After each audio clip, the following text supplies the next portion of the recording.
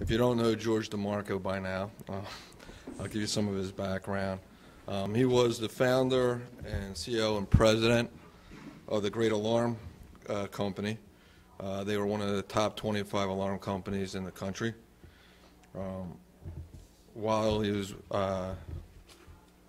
running that show, they were regarded as one of the fastest 500 growing companies in the United States for 3 years in a row. He's a published author of various security-related material and has spoken at many industry events. He's currently the managing partner of Deco Ventures. What they do is they provide support for achieving operating efficiencies, identifying and implementing essential and sustainable business practices for dynamic growth. So he has a proven track record throughout the industry. To his left is Robert Owens. Robert is an international speaker and coach on leadership development. He's lectured in over 30 nations. In addition, he's a mediator and crisis coach. He's been involved with the South African Parliament. He's spoken with the New York Jets before playoffs.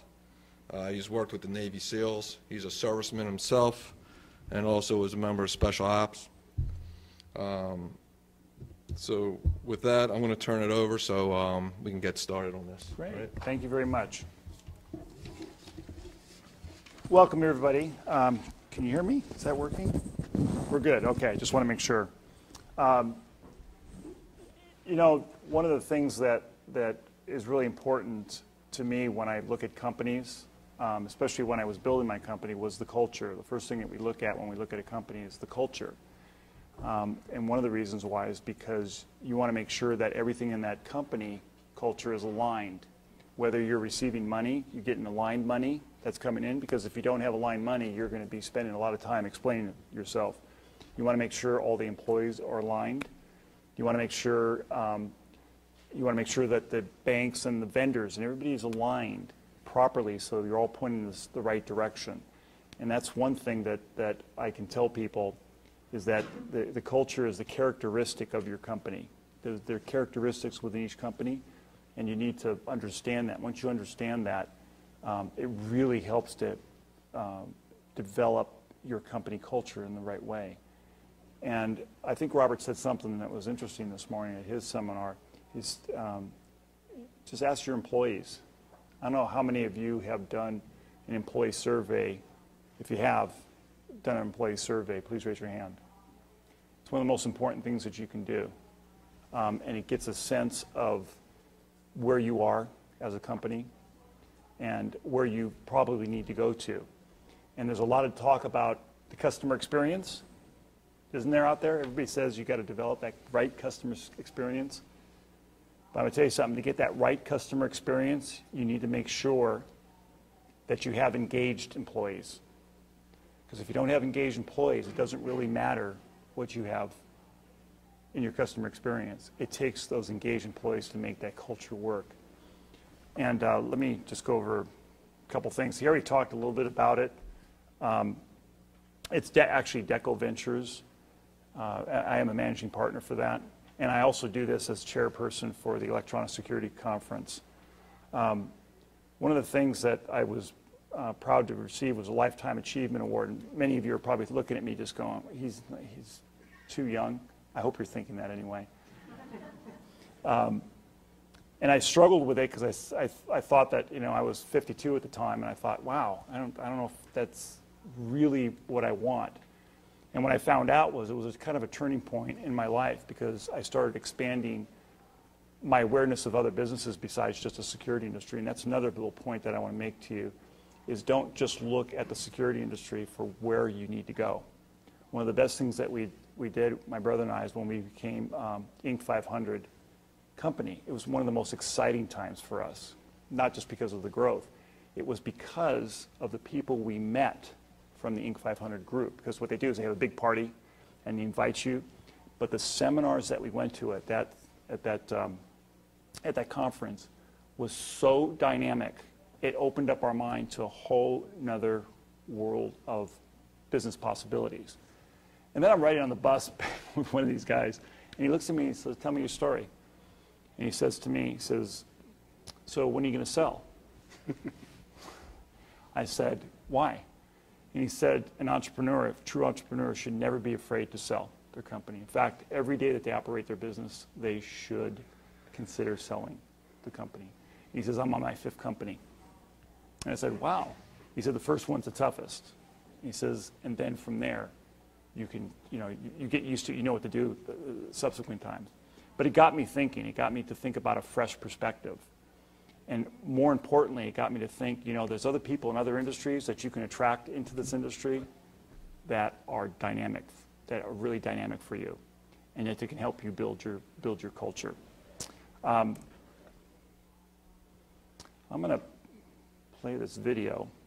I just want to ask you a question after this.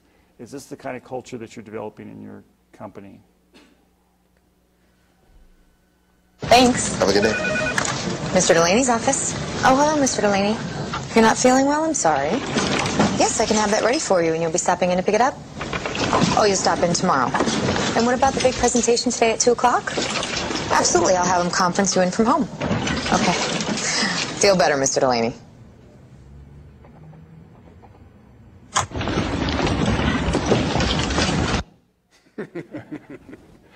That's actually a FedEx commercial. It was meant for a big golf tournament that they were sponsoring there. But it really when I saw it, it got me thinking about, what do people do when the boss is away?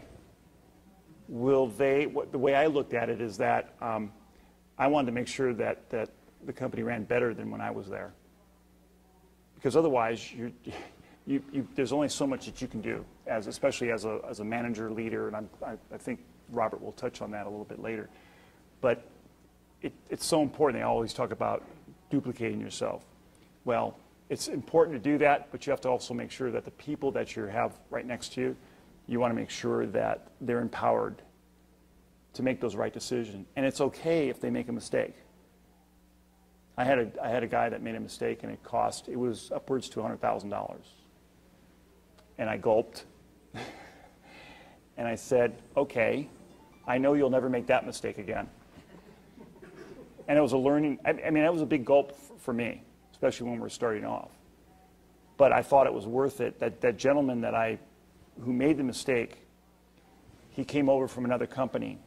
And he actually wrote, there's a book on how to go from a failure to a success. It's one of those famous books. And then I redid it and presented it to him. I says, how to go from a success to a failure, because the company he came from, he was doing really well, but when he got into the alarm industry, he just couldn't figure it out. It took him about a year, and then he made the $100,000 mistake. When I sold my company, when he had 5 or 6 consecutive years of selling $6 to $8 million a year for me as a result of that. That's tremendous, and that's where you have to take a moment to believe in your folks, and that's where you have to have a culture that's open. That's right. And you have to make sure. I took a operations manager, fired him on a Friday, and said, "Your personality doesn't cut it," and I rehired him as a salesperson on Monday. And to this day, if he came in this room, he would say, "I would never go back to operations." No offense to any operations people out there, but he said, "I would never go back," and he started selling for us in about the $2 to $3 million a year range. So it's a very difficult thing to do in a culture when you take a person and you move them from one to another, because what happens is people get very uncomfortable with new things. It's almost like you put them on a platform and they're just so uneasy because they've never been there before. But every once in a while you got to push them. And in some cases you got to kick them in the ass. Can I say that in a recorded session? But you have to do that every so often. You got to make them, it's okay to make them feel uncomfortable, but you have to make sure you have the right person when you do that. And Robert touched on that this morning. You got to make sure you have that person, that leader, that person that you're going to go nose to nose with. And you're going to say, "I want you to be the leader or the manager," or whatever it is. So I think it's very important to think about the culture in a way that you got to envision where you're going. And one other thing that I did before we get to Robert, because I'm really just a moderator, but one other thing that I did that was very, very important to me is, especially in the beginning, as a CEO, I held orientation meetings. No one else did the orientation meetings but me, for my employees. It was that important to me to make sure that they understood what the culture was. And I would there was a half day of listening to me go on, and we would provide lunch. And then after that, they would be turned over to whatever department they're going into for another session that trained them on their particular department. Obviously, it was ongoing. But I wanted to establish that cultural significance to them that basically said, this is what Greater Alarm is, and this is what we're going to strive for. And it came from me. So we had 6 branches around California, and we would rotate around, and we would just scoop up all the new employees. And I actually even went after, when we made a major change to our mission statement, I actually went around and I grabbed everybody in the room and redid it. And our mission statement, the second, or actually it was the third time around, it was written by our employees. I put 2 employees or 3 employees from each department in a room. And I took the key. And I said, this is what our goal is. We're going to come up with something that you guys can agree on as far as a mission statement of vision. I cannot tell you, it took them 6 weeks to go through this. I let them out for bathroom breaks. But they were arguing over prepositions, and of, and things like that. And that's when I knew I had the right people in there, because they were so careful in what that vision and what that purpose was, which helps build your culture. And that's where I'm going to lead into tomorrow. If you get a chance, if you haven't signed up for it, to hear Roy Spence speak on purpose. I heard him in Vegas. I went up to him after Vegas and I said, I'm the chairman of this conference. I want you to come speak at this conference here. I thought it was just magnificent what he did. He spoke before 5,000 people at the time, and it was really well worth it. So with that, do any of you feel like this on a day-to-day basis? It's okay. You can say yes. We all do. I have 4 kids. I do this. But what I think it was Einstein. I think it was Hugh said it, that if you expect a different result, you can't keep doing the same thing over and over again. It is so true, and people keep doing this because what are we? We're creatures of habits. So you have to make people feel uncomfortable.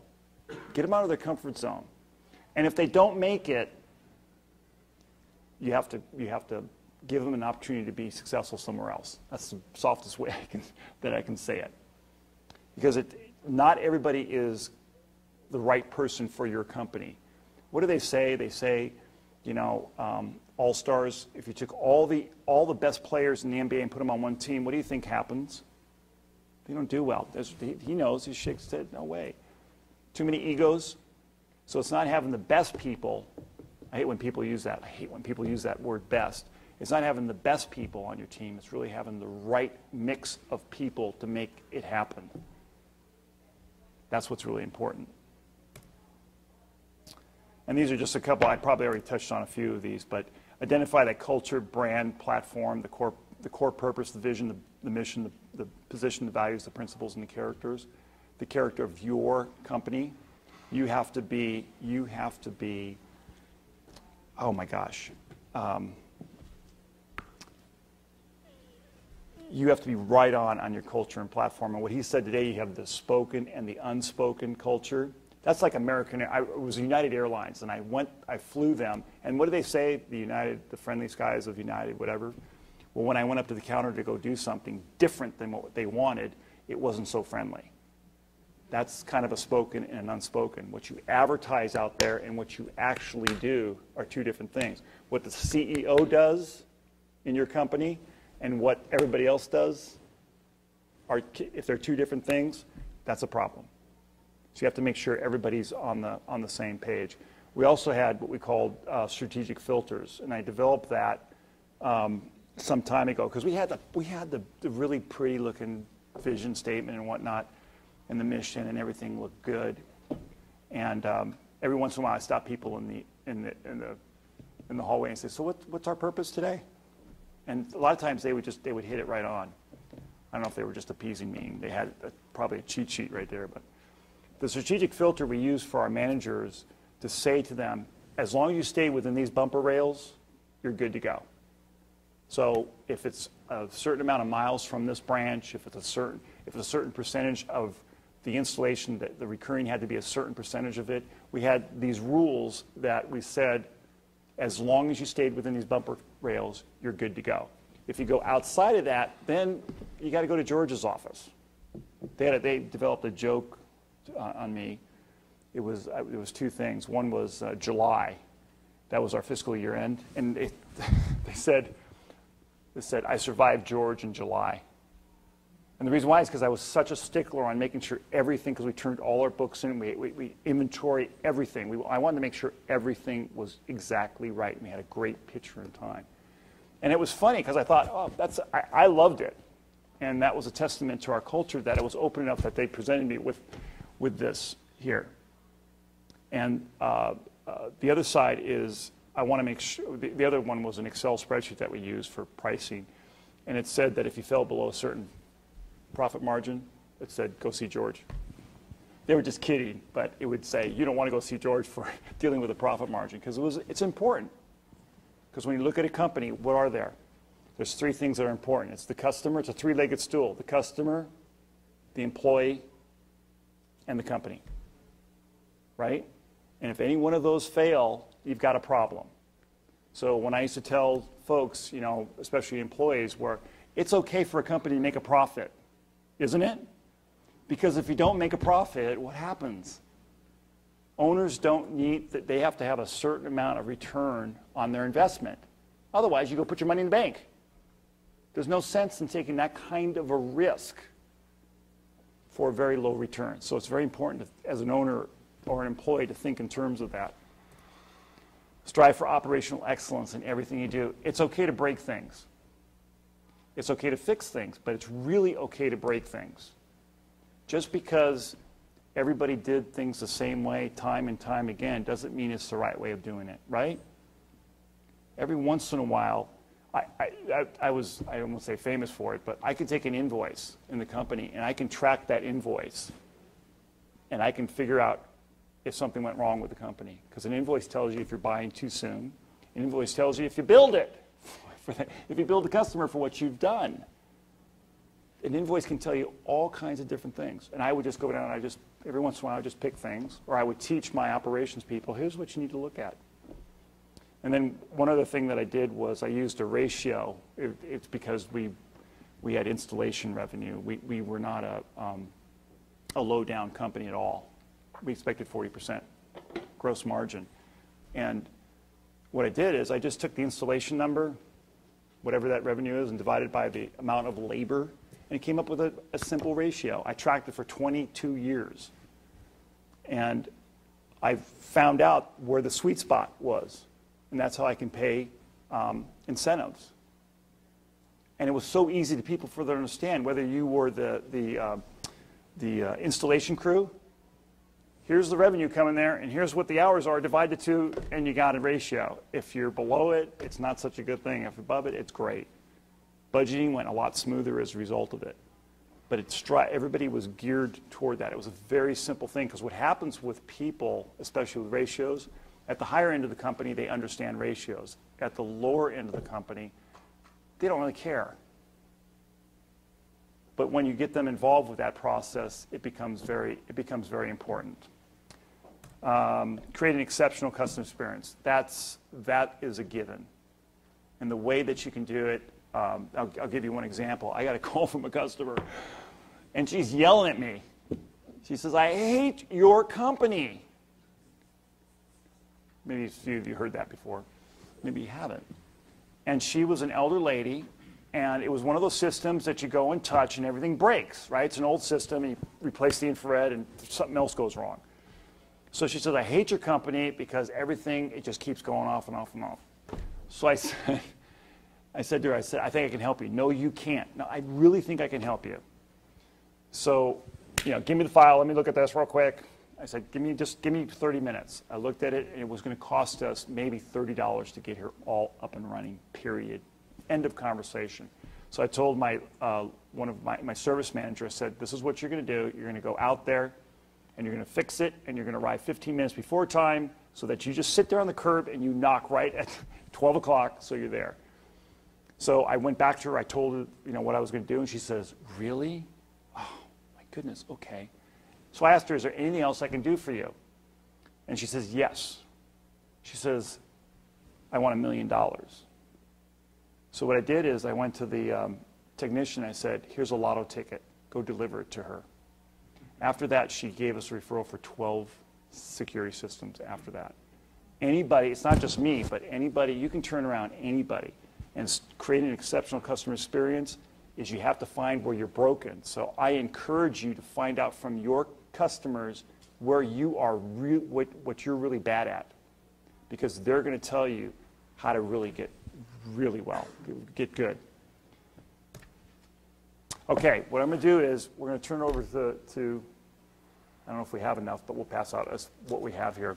But it's Leadership, the Simple Truth.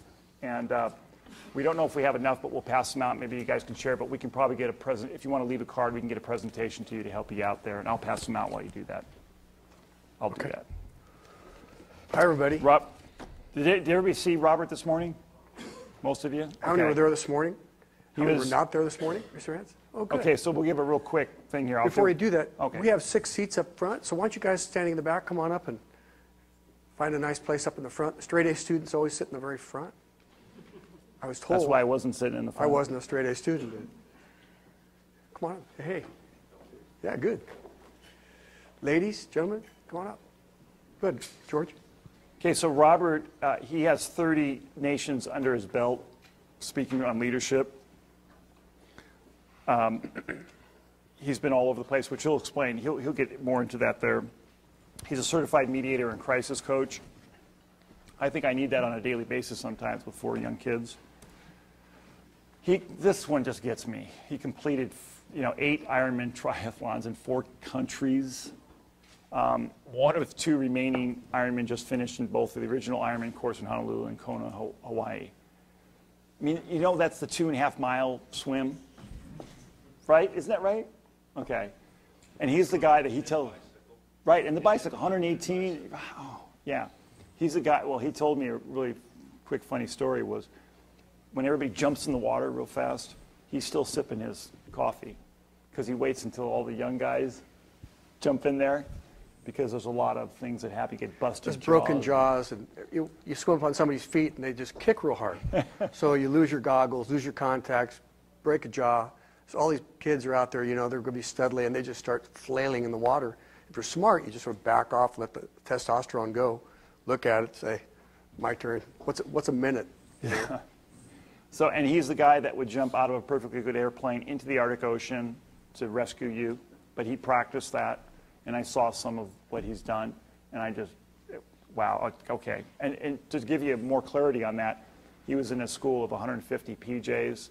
7 made it through the school, and he became the leader of it. So think about that. That's beyond me. Anyway, I'm going to turn this over to him with this great picture. I'm going to ask him, so, Robert, what is this picture of? George is always asking me to bring some pictures and talk and do some color commentary. I really like commie nations. I've been going to them since about 78. I used to smuggle into Romania and Hungary and Czechoslovakia back in 78, 79, 80. And that was during Carter-Helsinki Peace Accords. Many of you were too young to remember all that stuff. But anyway, communist countries are real interesting because they have such a top-down deal, and they never mentor.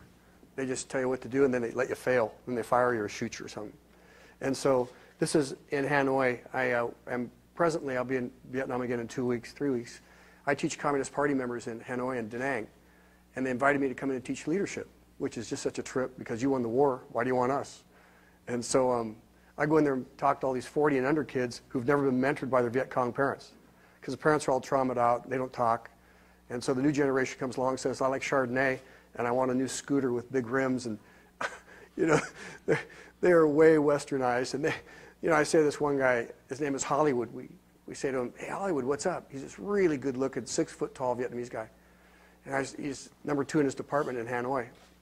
He has a Porsche buried in his garage and other things. And I say, Hollywood, why do you spend 6 months a year in Westminster in Orange County? In Hollywood. He goes, who wants to live in Vietnam? There's a high-ranking Communist Party official. I said, he was late to my meeting, and I said, what are you doing being late to my meeting? You know better than that. And he goes, I was in my class. And I said, well, what class are we doing? He said, I'm doing my master's, political theory. I said, oh, the dialectic. How's the Holy Trinity? You all know who that is? Marx, Lenin, Engels? I said, how's the Holy Trinity guys doing? You buy that stuff? He goes, no. Shoot, no. This is a Communist Party official, number 2 in his department, Hanoi. No, that's the old people. We're into money. We have the second hottest economy in Asia. We're getting chased by China. We like the West. We want to have things, have a life. And so it's fun to be here teaching Communist Party. It's always fun to have a picture with a hammer and sickle in the background. It's great for your grandkids to say, what was grandfather doing or something. So that's that. Do you want me to push the button, George? That button? Why don't you just hand it here? Okay. Would you guys pass these out? George would do it all by himself. Would you pass those out? I can't.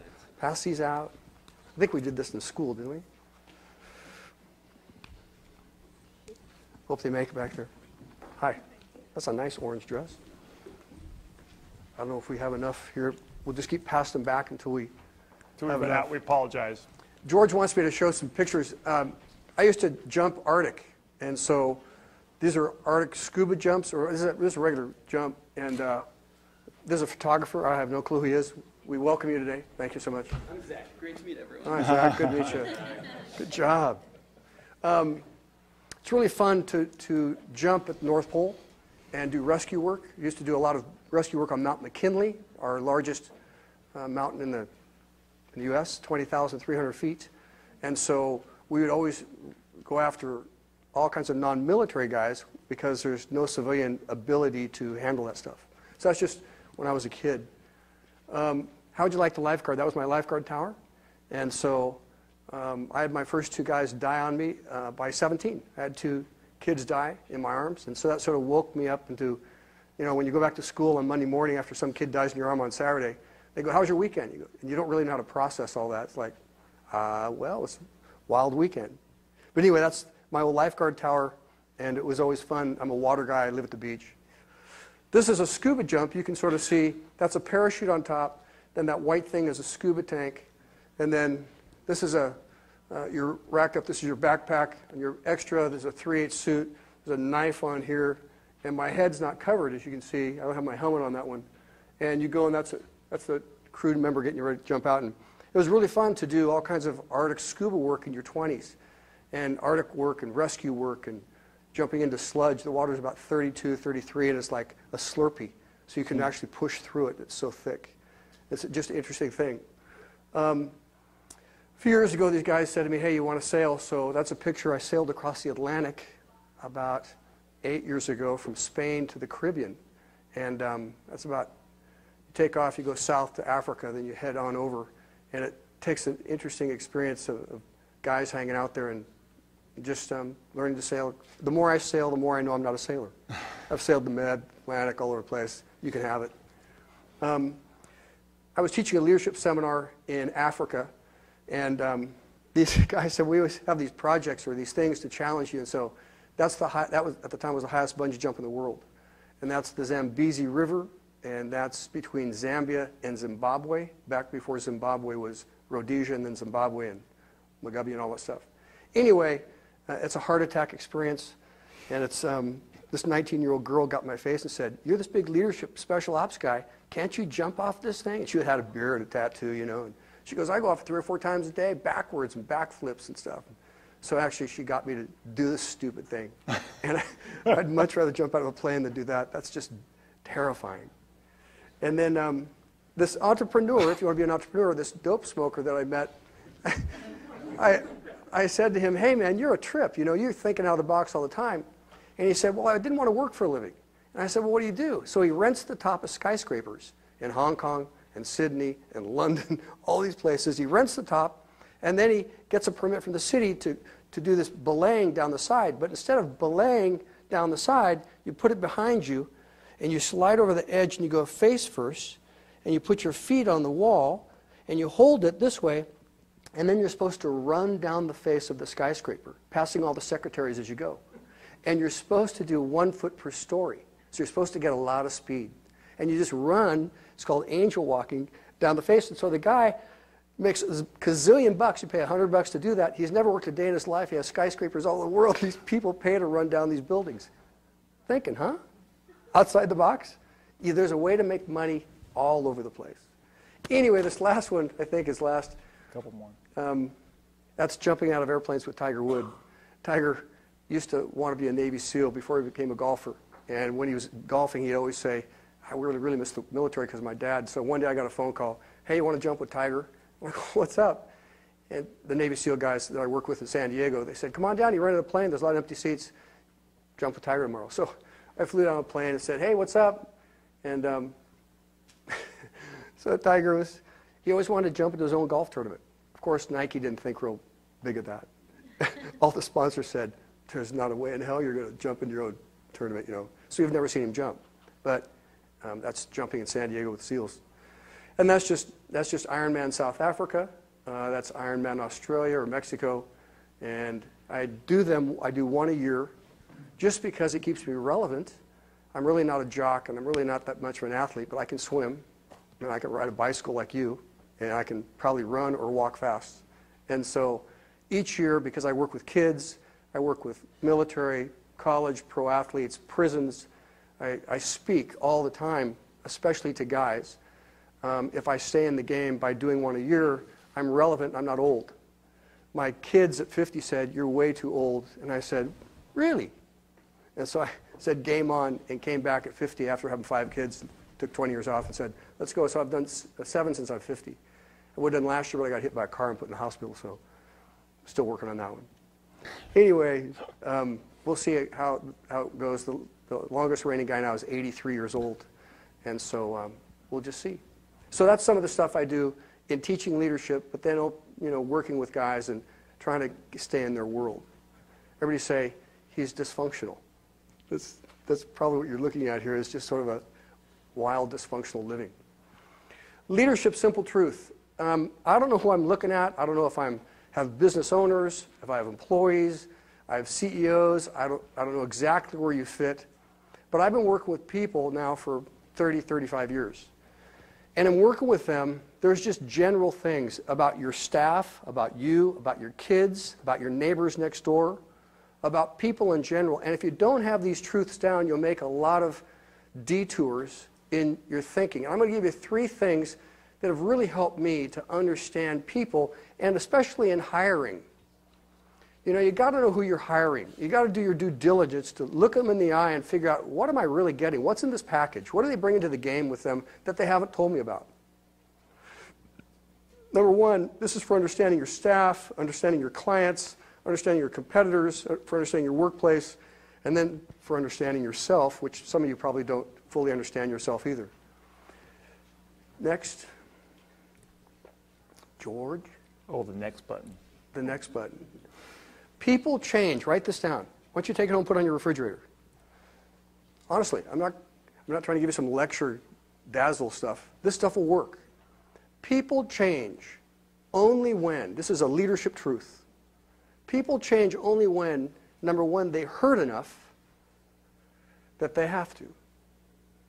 Your employees, your in-laws, your neighbors. Number 1 truth is people change that you're trying to groom to grow in the business. People change only when they hurt enough that they have to. Or number 2, when they learn mentorship, learn enough that they want to. Learn enough that, oh, I never thought of it before. Didn't know I could do that.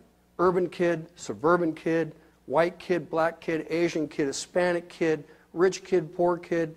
When the light turns on, I never knew I could think like that. Never knew I would want to change. Never crossed, it's not some part of my culture. I took a kid with me and I said, you need to go to college. And he said, my parents told me I should be a lettuce picker like him, Central Valley. I said, you're a 4-point wrestler, 4-point student wrestler. You're Hispanic, you don't need to go back to the fields. He went back to his mom and dad and said, Mom and Dad, I'd like to go to college. They said, no, you're a lettuce picker. What's the deal? Why are you trying to change things? 3 generations of lettuce picking. Went to parents and said, hey, your kid's hot. You got a good boy here. He's smart, got a lot of stuff on him. Why don't you cut him some slack and let him dream and have a life instead of just being a lettuce picker? Kid graduated from college with a 4.0. Parents had never really considered that their children should ever dream to be bigger than them. Culture, family culture. People change when they hurt enough that they have to, or learn enough that they want to, light turns on, or 3, when they receive enough that they're able to, empowerment. Now, what's the big deal about that? 90% of you, and in America, live by number 1. You would think, gosh, if I just learn college education, or just learn JC, or just learn experiences, if I learn, it would change me. But the challenge is that the lowest form of living for your employees is when the pain, my wife just left me, my kids hate me, I just lost my job for the 10th time. When the pain gets great enough, then people seem to kick into a learning curve.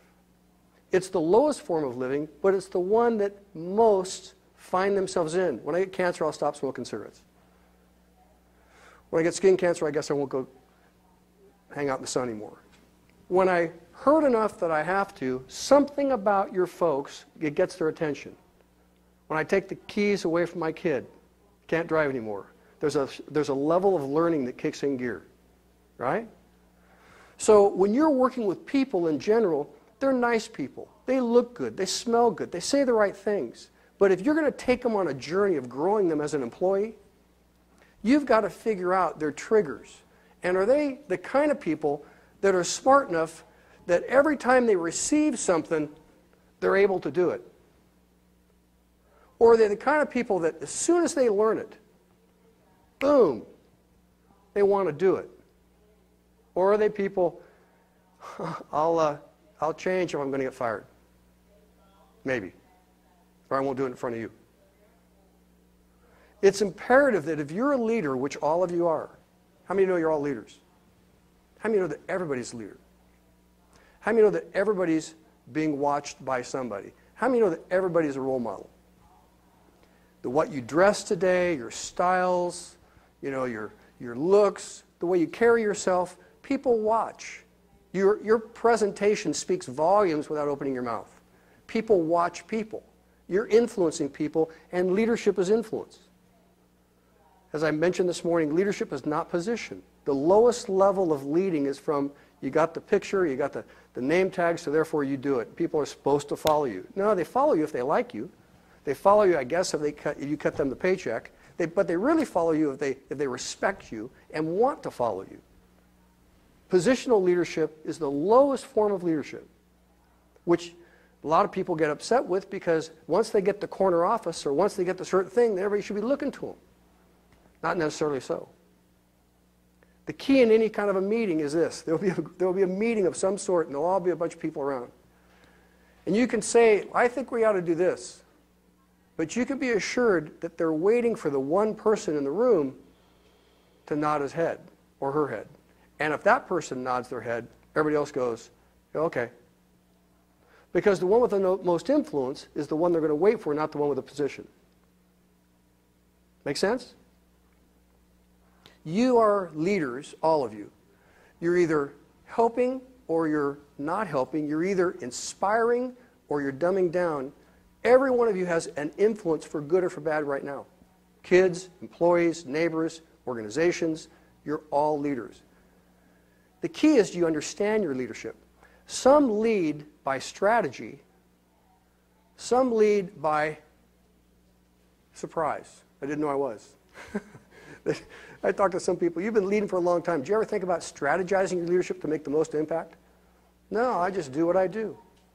What would happen if you really thought about the gift that you have and you used it for the common good or for the biggest amount of good possible, and you strategized it for 10 years? How can I make the most out of what I can do to help and use that influence wisely? You're all leaders. You then need to always put this in the back of your grid. You know, the boy that your daughter's going out with, which is he? Thank you for bringing that up. I'll give you an example. I'll give you I have 2 boys, 3 girls. I had 2 linebackers and sort of studly, arrogant, cocky boys, you know. So we do leadership, and I've taken my boys around the world with me, and my girls. My daughter's done 20 nations with me, watching us do this stuff. All my kids have been around the world, watching different kinds of things. My sons can regurgitate leadership truths. Matter of fact, they'll come to me and say, that guy's a lousy leader, Dad. 14, 15, 17. And they'll tell you why the ROTC leader is a lousy leader, or the principal, or the football coach, because they know leadership. So my son's at a party with the football team, and they're all just drunk. So his best friend, Chaz, is watching the kicker, and the kicker's a 4.0 student, and the kicker is just faced, and he gets in the automobile. And Chaz, they're up on a hill, Chaz says, I can't let him drive down the hill drunk. So he hopped quickly into the passenger side and hopped and said, I'm going to go down the hill with him. My son watched the whole thing and was standing right there. They hopped in the car, they drove down, they rolled the car, and they killed Chaz, who hopped in the car. I'm sitting in the funeral, senior year in high school. We had 4 funerals that year of stuff like this. Teenage suicide, DUIs, head-ons, 4 just at one high school. I'm sitting there next to my son with this huge funeral in the church, and they're all crying, and my son turns to me and he says, Dad, I knew what it was to be a leader, I just didn't do it, and now my friend's dead. I said, that's right, you did.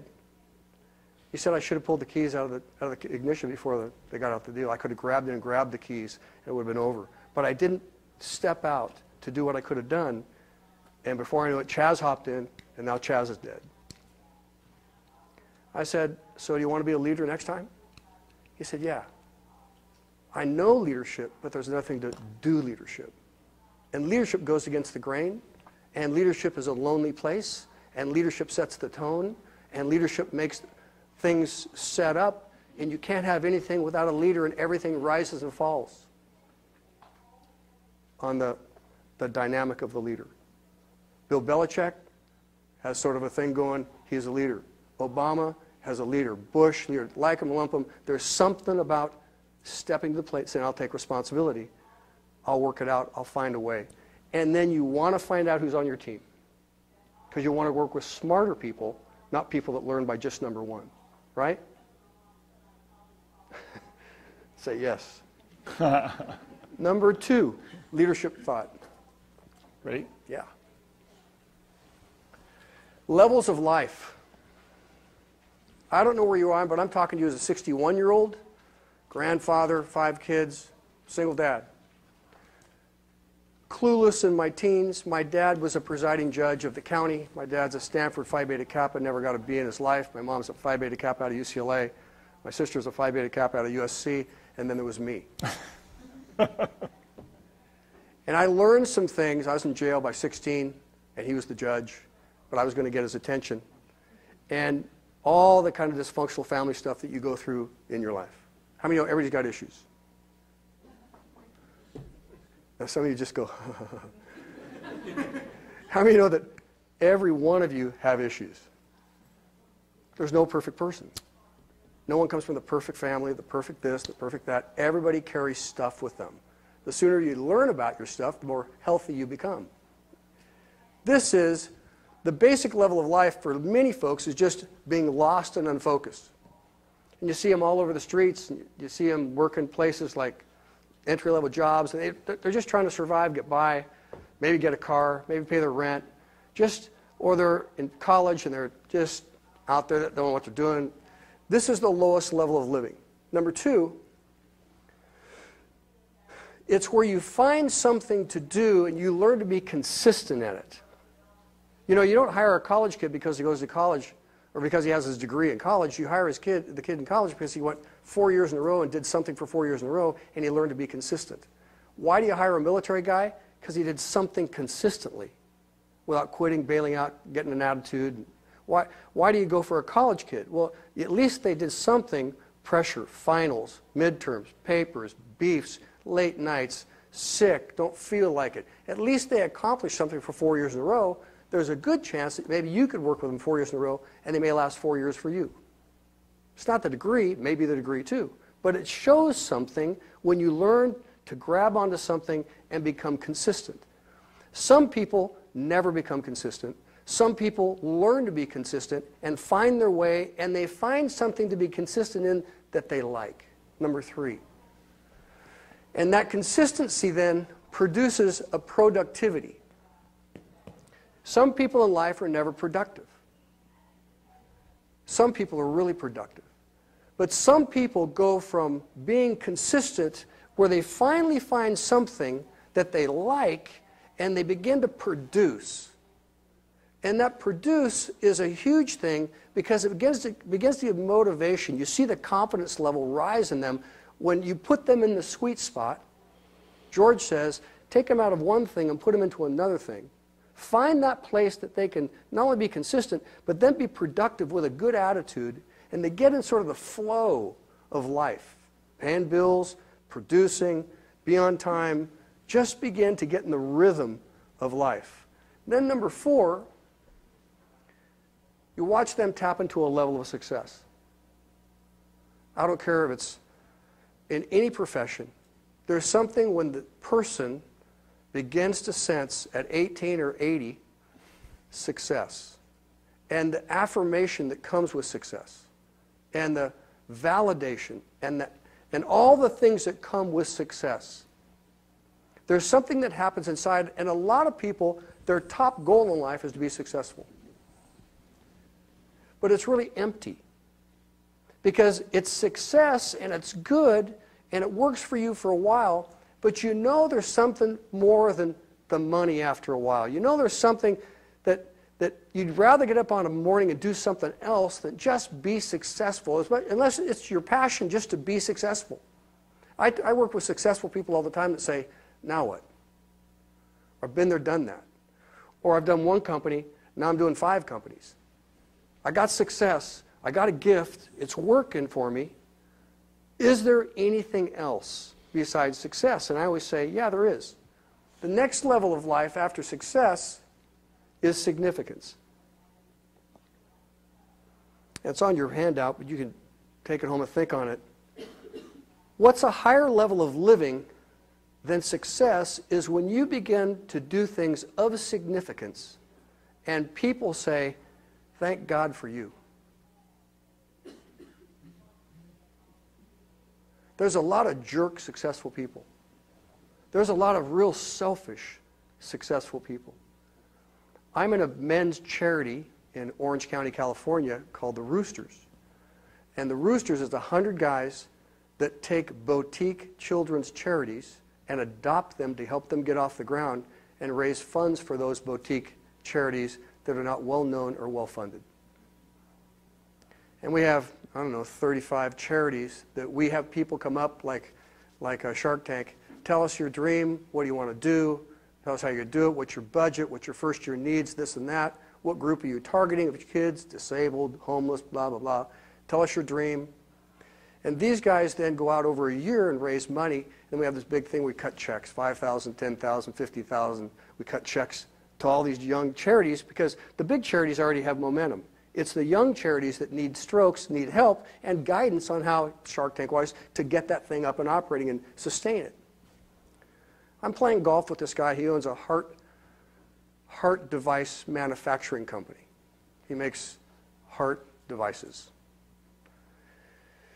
He's 62. He's a multimillionaire. I get stuck in the golf cart with him. I'm doing this thing, and actually he requested to ride with me, and I said, what are you doing? Blah, blah, blah. I'm retired. Are you happy? Da, da, da. Spend my money. Been on umpteen vacations. What do you do? He said, what I really do now is I long to help raise money to give it away. And I said, what's the big deal in your life? What happened? He said, till I was 60 years old, my world was about me. I could give a rip at anybody else. I'm making my money. I'm buying my stuff. I got my Bentley. I got my this and that. Me and my wife, my kids, set the whole thing up. The rest of the world, that's their problem. What happened? Got in this organization, and I came to one of these meetings where we cut checks, and all these people came in, and shared what the money went for. Kids in motels, scholarships for blind kids. I mean, all kinds of stuff. They'll just break your heart. You just cry the whole presentation thing when people come say, your money did this. He said, when I saw that, I saw what a jerk I was, how selfish I was, how my whole world was about me. And I wanted to move from success, hopefully, to something bigger. And this organization taught me that I could move to another level of life. It's called significance. I want to make a significant difference in my generation. I want to be part of the solution and not just an observer of the problem. And he said, it was as big a change for me as anything in my whole life. He said, when I had my first crying meltdown, watching these kids with their all prosthesis, getting new legs, all that stuff, he said, where have I been my whole life? He said, I'm an Ohio State Buckeye that was raised to make money.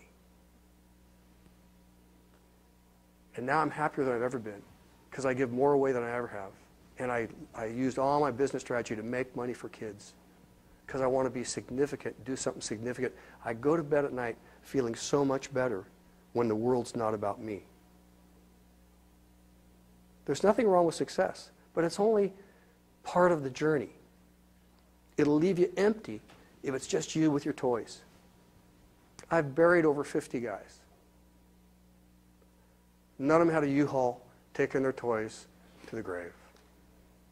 And when you're in bed with their death rattle and they're talking about their life, it's like, was it worth it? Did you do good? In order to die good, you got to live good. And these guys would say, I sure could have done better. Sure could have been this and that and this and that. You're in this seminar, you're at this place, you're in a moment in this room when you have the ability to think bigger thoughts than you'll ever think, or can think, or should have thought, or will think in the next few weeks or whatever.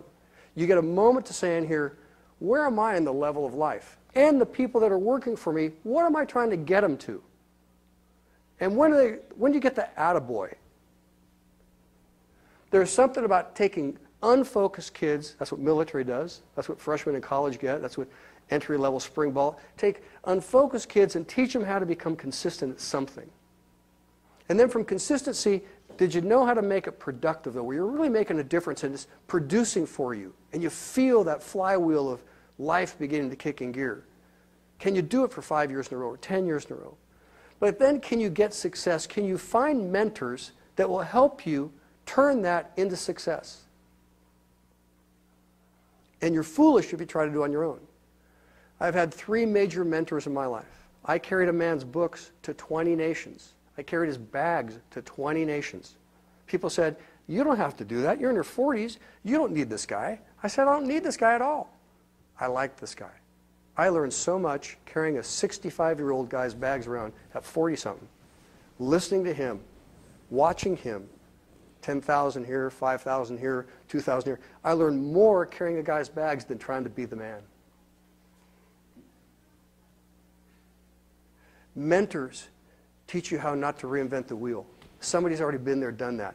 Finances, family, job, entrepreneurship, staffing, projections. There's somebody out there that's smarter than you who's already been there and had the migraine and paid for it. The wise person goes out and finds that person. How can I be successful? This is where I'm at in my company. This is what I'm doing. This is where I think I'm going to be. What would you do for me? As I said in the breakfast, I used to go to leadership seminars wherever I could find them because I just wanted to figure it out. Military taught me some. Athletics taught me some. But there was something about guys had something and some ladies had things that I wanted.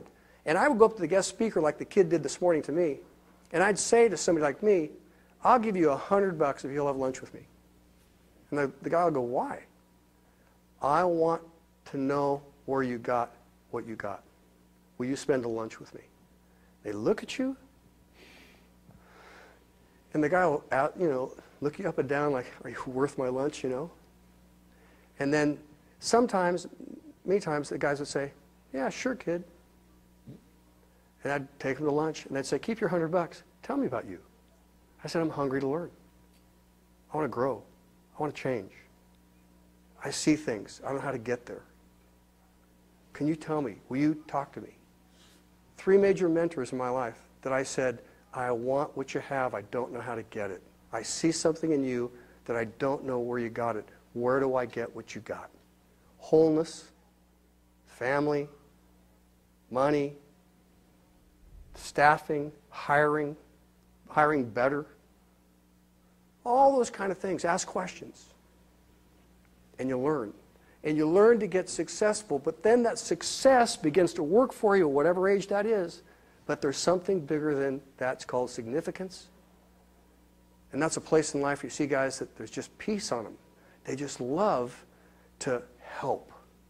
And you can do that at any age, whether it's Pop Warner football. You can do that with kids where you are. I mean, you don't have to wait to do something significant until you get past success. Many of you are doing it now with clubs and teams and helping out and coaching and all the stuff that you do.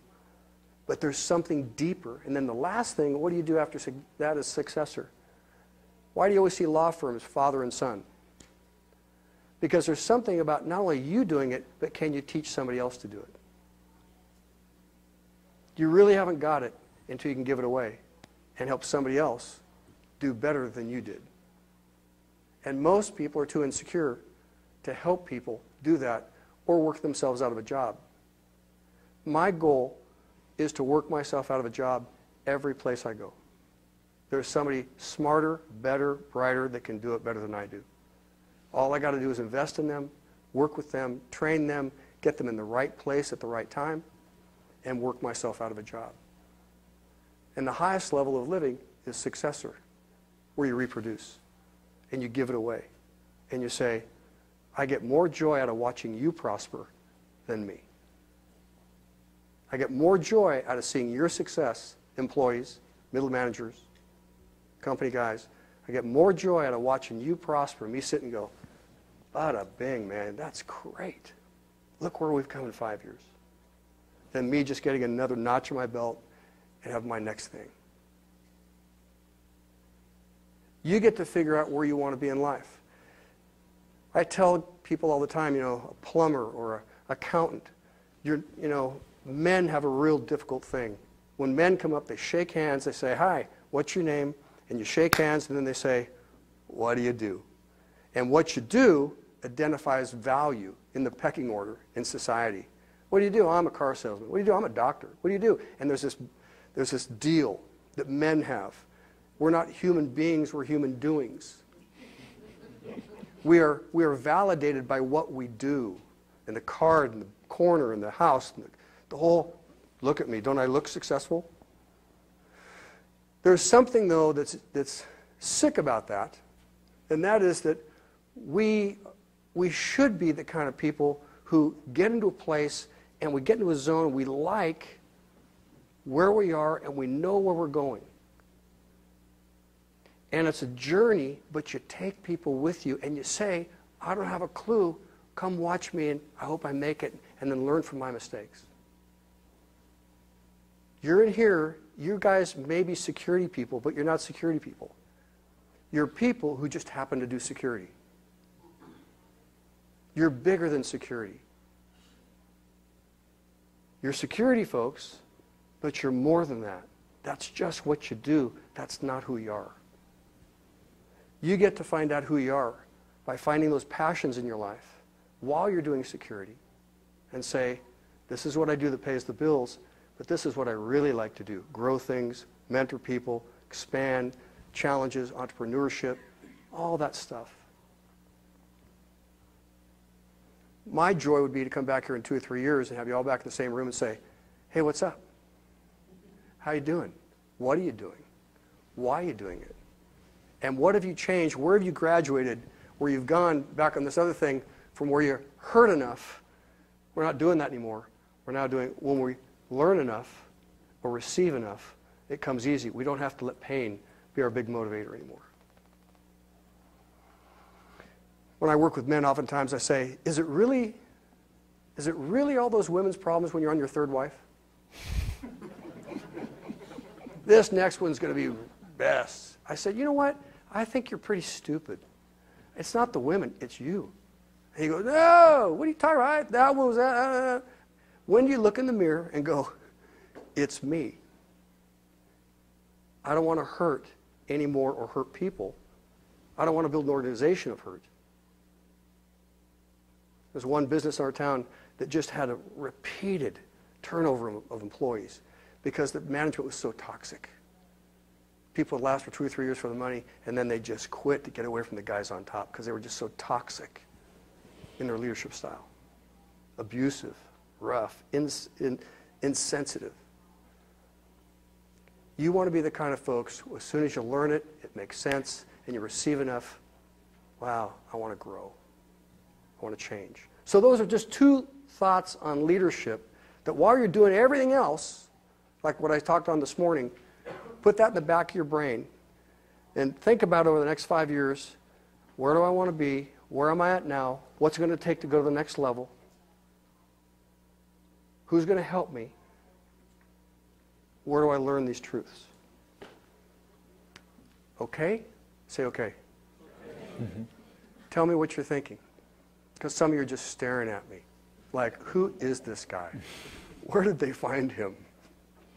Somebody want to ask me a question? Or George? Go to the next one. You're good. We got the next one? You can do. You said. You want me to do the next one? Yeah. No, let me just stop here. No, you're good. No, do one more. You want me to do one more? Yeah. Okay. Here's God's thoughts, as George said.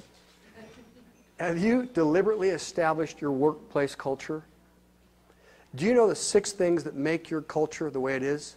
If you go into a business and say, who are we? The employees will tell you. They'll tell you about relationships. They'll tell you about learning. They'll talk about mentoring. They'll talk about pecking order from where the parking place is to who gets which bathrooms and all the stuff that happens on vacations and who gets to leave early without getting busted and who doesn't. They'll tell you the whole deal of who you are. Have you figured out your culture? And conversely, have you said, I'm going to set culture in my organization? I'm going to define it so that everybody knows this is who we are. If you haven't, you're chasing your tail. You've got to find out what makes your culture what you want it to be and how you're going to establish those values in your culture. Hard work is not in every culture. Honesty is not in every culture. Backstabbing is not talked about and eliminated in every culture. Stealing is not always taken out of every culture. Sexism, racism, bigotry is not taken out just because you work together. You have to say, and in this company, bada bing.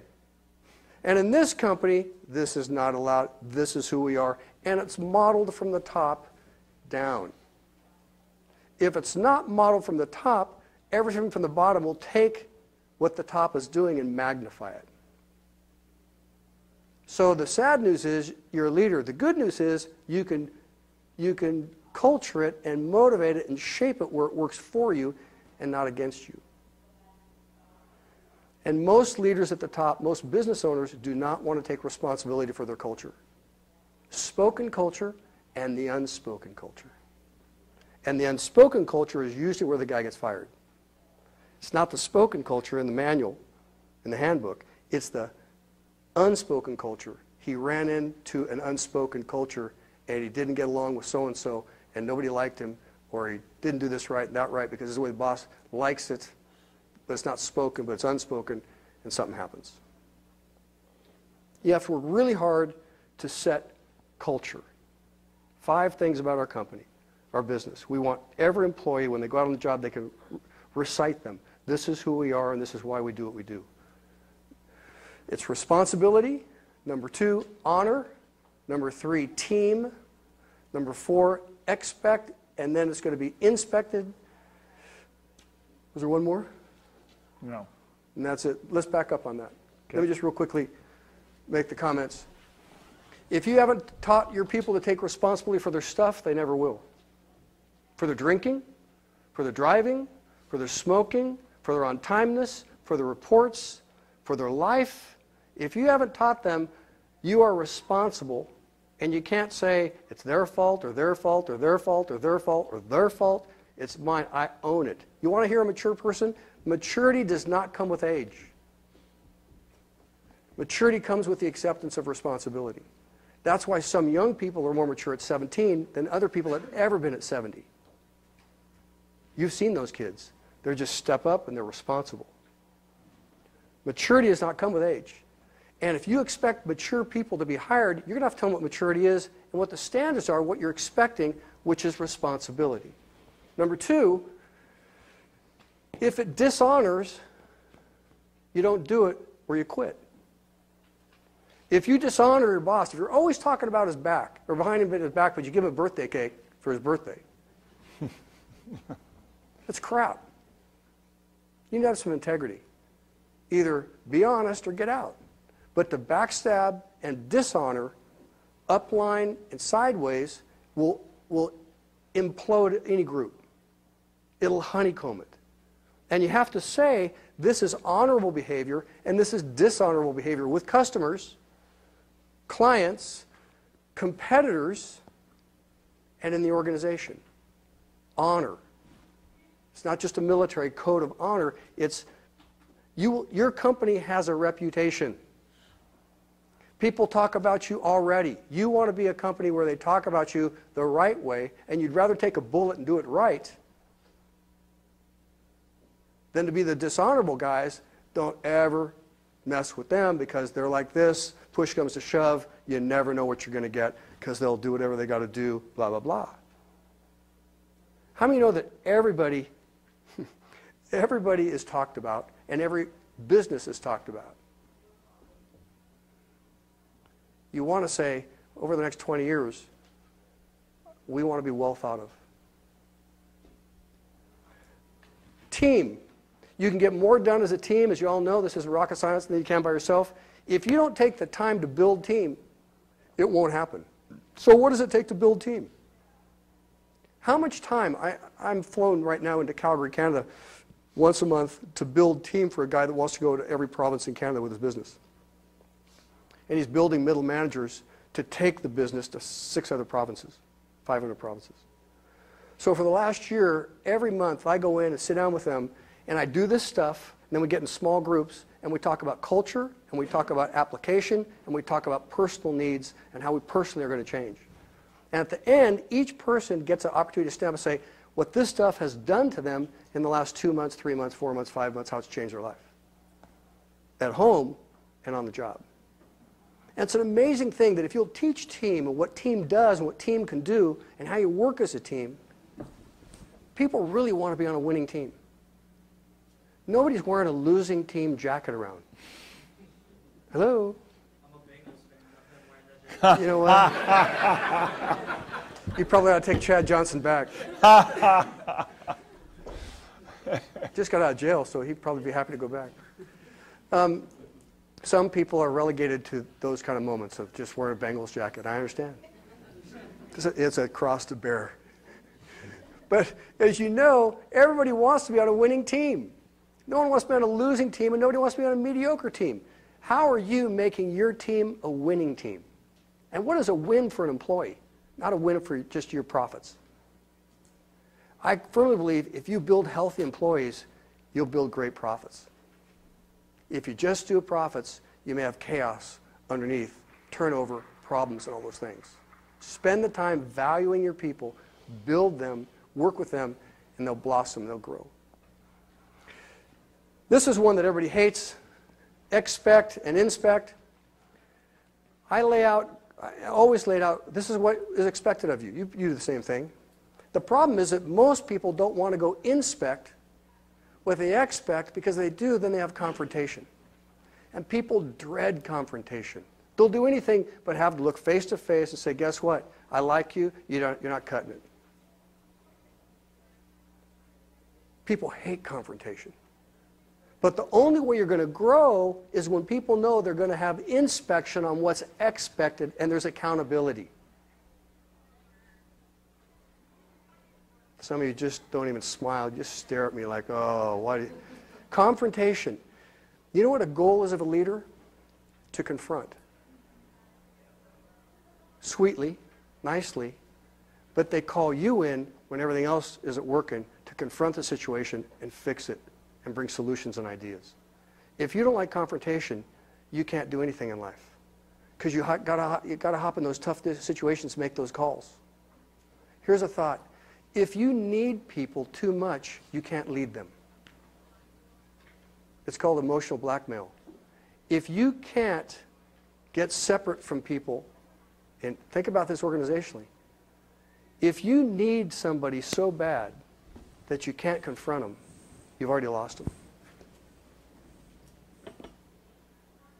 If you need people too bad, you can't lead them because you're emotionally blackmailed. If I confront them, they'll quit, or they'll leave me, or leave me vulnerable. Therefore, I'll put up with this stuff because I'm afraid if I do touch it, this is going to spill over onto that. Hello? Am I telling the truth? Great teams are not afraid to inspect what everybody knows is going to be expected, and everybody's okay with it because it's the culture versus we really don't want to ask because we'll have problems and then we'll have to deal with them and then we'll have to say you didn't meet your goals and we told you what happened if you didn't meet your goals and we really like him and his wife and his kids. He just got a house, just had a baby and can't fire him now and all those things. Hello? You got to work on those 4 aspects in your workplace culture. Either you work on your stuff or your stuff works on you. Either you deal with your issues in your company or those issues will deal with you. Just a matter of time. Thank you so much. You haven't smiled at me once in 30 minutes. I know, you just go like this. Am I okay? Yeah. But am I okay? Sort of. And things we'll disagree on. Got it. It's a male thing. I probably need to repent and say I'm sorry already. Is that okay? Yes, thank you. Any Thank questions? you, Robert. Yeah, we'll take one question.